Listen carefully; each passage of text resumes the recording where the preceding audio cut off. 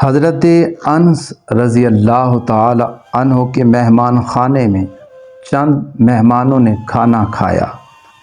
کھانا کھانے کے بعد حضرت انس رضی اللہ تعالی عنہ نے دیکھا کہ دسترخوان شوربے وغیرہ کے لگ جانے سے زرد فام ہو گیا ہے۔ آپ رضی اللہ تعالی عنہ نے خادم کو بلایا اور اسے دسترخوان دے کر فرمایا کہ اس کو جلتے ہوئے تندور میں ڈال دو۔ خادم نے حسب حکم ایسا ہی کیا۔ جملہ مہمانوں کو حیرت ہوئی اور دسترخوان کے جلنے اور اس سے دھواں اٹھنے کا انتظار کرنے لگے، لیکن وہ یہ دیکھ کر حیران رہ گئے کہ آگ نے دسترخوان کو چھوا تک نہیں۔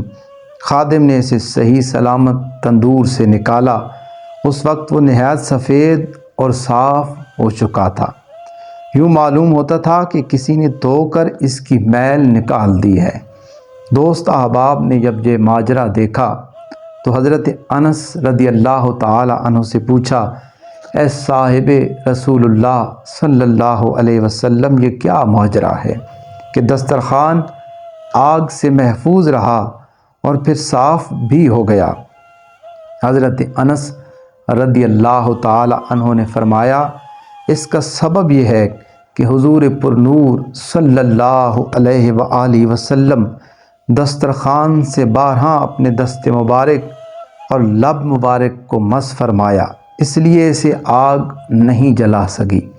مولانا روم رحمۃ اللہ تعالی علیہ فرماتے ہیں، اے دل، اگر تجھے آتش دوزخ سے نجات پانے کی فکر ہے تو رسول اللہ صلی اللہ علیہ وآلہ وسلم کا قرب حاصل کر۔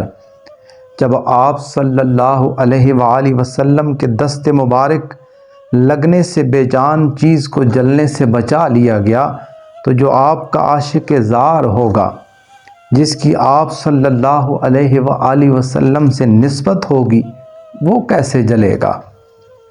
پھر مہمانوں نے خادم سے پوچھا کہ تو نے بلا تعامل حضرت انس کے کہنے پر بغیر سوچے سمجھے دسترخوان کو آگ میں ڈال دیا، کیا تو ڈرا نہیں کہ اتنا قیمتی دسترخوان جل جائے گا؟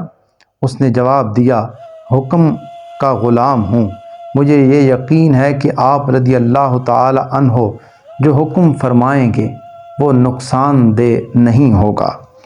مولانا روم رحمۃ اللہ تعالی علیہ نصیحت فرماتے ہیں کہ وہ شخص جس کا دل جہنم کی آگ اور عذاب سے خوف زدہ ہو، اس کو چاہیے کہ ایسے مبارک ہاتھوں اور لبوں کے قریب ہو جائے جن کا طریقہ اتباع سنت ہو۔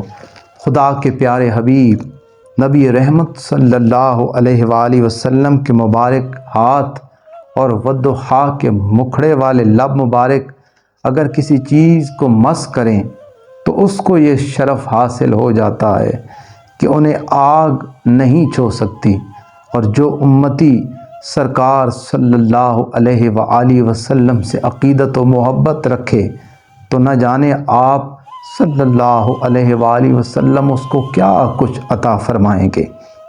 اس حکایت سے ہمیں درس حیات یہ ملتا ہے، جس نے حضرت محمد صلی اللہ علیہ وآلہ وسلم سے تعلق پیدا کر لیا، اس کی نجات ہو گئی۔ یاد رکھو، آپ صلی اللہ علیہ وآلہ وسلم سے نسبت صرف اسی صورت میں ہو سکتی ہے جب آپ صلی اللہ علیہ وآلہ وسلم کی کامل اتباع کی جائے۔